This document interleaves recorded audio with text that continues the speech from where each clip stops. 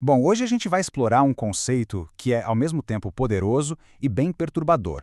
Um conceito que molda nosso mundo de maneiras que a gente nem sempre percebe, a chamada economia do ódio. Olha, a investigação toda começa com uma pergunta que dá um nó na cabeça. Como é que pode, né? Dois sistemas que parecem ser o completo oposto um do outro, um baseado na liberdade, no mercado, e o outro no controle total do Estado, conseguem chegar no mesmíssimo resultado, uma concentração de riqueza absurda, enquanto as necessidades básicas de muita gente ficam para trás. É um paradoxo e tanto. Então, de um lado, a gente tem o livre mercado, a tal economia do desejo, que basicamente canaliza os recursos para os desejos de poucos, e do outro, regimes autoritários, que, com a desculpa de um Estado forte, fazem exatamente a mesma coisa. O resultado final, idêntico. A resposta para esse mistério, por incrível que pareça, é mais simples e bem mais sombria do que a gente imagina. E a chave para decifrar esse quebra-cabeça apareceu num lugar totalmente inesperado, numa peça de teatro. Foi um daqueles momentos de estalo, sabe? Quando uma experiência pessoal, de repente, ilumina um problema gigantesco de uma forma completamente nova. A peça contava a história de um sobrevivente de Auschwitz. E ao ver toda aquela crueldade, toda aquela desumanidade ali no palco, o autor sentiu um ódio profundo, um negócio que veio das entranhas mesmo, um sentimento avassalador. E foi bem nesse momento que a ficha caiu. O ódio não é o contrário do desejo. Na verdade, ele é uma das formas mais potentes de desejo. Uma força motriz tão forte que é capaz de organizar uma sociedade inteira em torno dele. Então a economia do ódio não é um sistema à parte, não. Ela é, na verdade, a manifestação mais perigosa da economia do desejo. É o que acontece quando a gestão de tudo, do dinheiro, da atenção, do nosso esforço, deixa de ser guiada por desejos positivos e passa a ser movida pela raiva contra um inimigo comum. E como já dizia o grande escritor russo Anton Chekhov, essa força de união é incomparável. O ódio tem um poder de juntar as pessoas que é extraordinário, um poder capaz de colocar gente que nunca estaria do mesmo lado para lutar pela mesma coisa. Certo, mas como essa força funciona na prática, no dia a dia? Um experimento, que aconteceu quase por acidente, mostrou perfeitamente o poder viral da indignação e como ela pode ser usada para literalmente unir um país inteiro.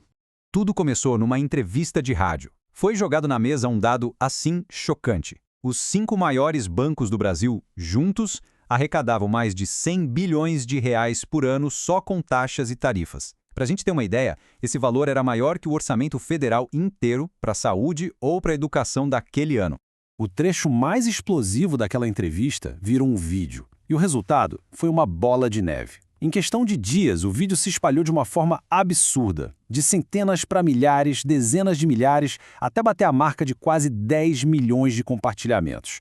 Foi uma onda de ódio contra os bancos que varreu o país. Mas o mais curioso, o mais maluco desse experimento foi ver quem estava compartilhando.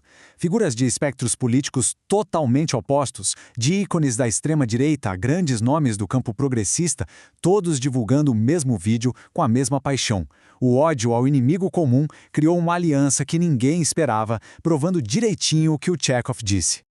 Ok, a gente já viu o que é a economia do ódio e o poder de união que ela tem. Mas como que ela é alimentada no nosso mundo de hoje? Agora a gente precisa entender o mecanismo por trás da fabricação e da monetização de toda essa indignação. E aqui, as redes sociais têm um papel central. Elas criam o que o autor chama de currais digitais. Os algoritmos não juntam a gente só pelo que a gente gosta. O mais eficaz, e aqui está o pulo do gato, é juntar as pessoas por aquilo que elas odeiam em comum. Isso cria bolhas de hostilidade, um ambiente perfeito para a indignação crescer sem parar. Mas olha, essa ideia de ganhar dinheiro com indignação não é novidade da internet, não. A televisão já faz isso há décadas. Como o psicólogo Elliot Aronson bem destacou, focar na violência, no conflito, simplesmente dá mais audiência, mais emocionante de assistir. E os números não mentem. Depois dos ataques de 11 de setembro, a audiência da rede de notícias CNN aumentou, pasmem, 667%. Medo, violência, raiva, tudo isso é, sem dúvida, muito lucrativo.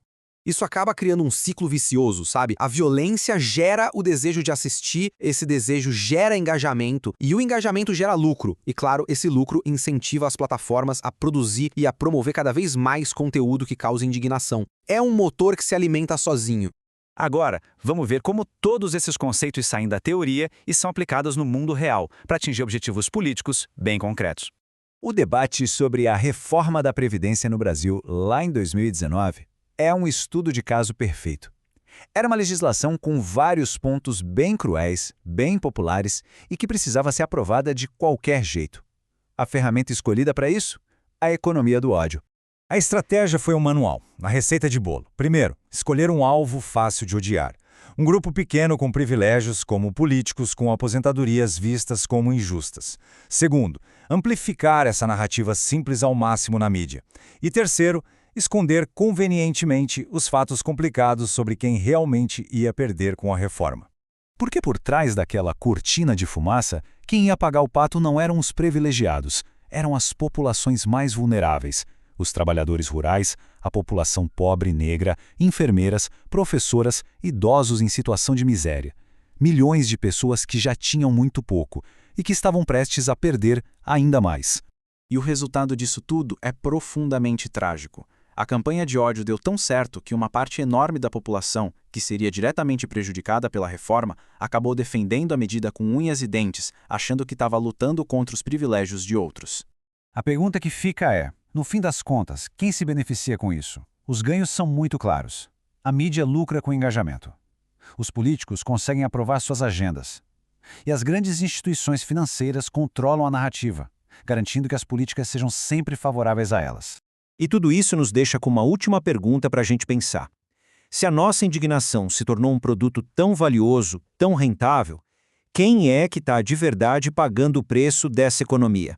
A resposta, como a gente viu, raramente é quem a gente pensa. Vale a reflexão.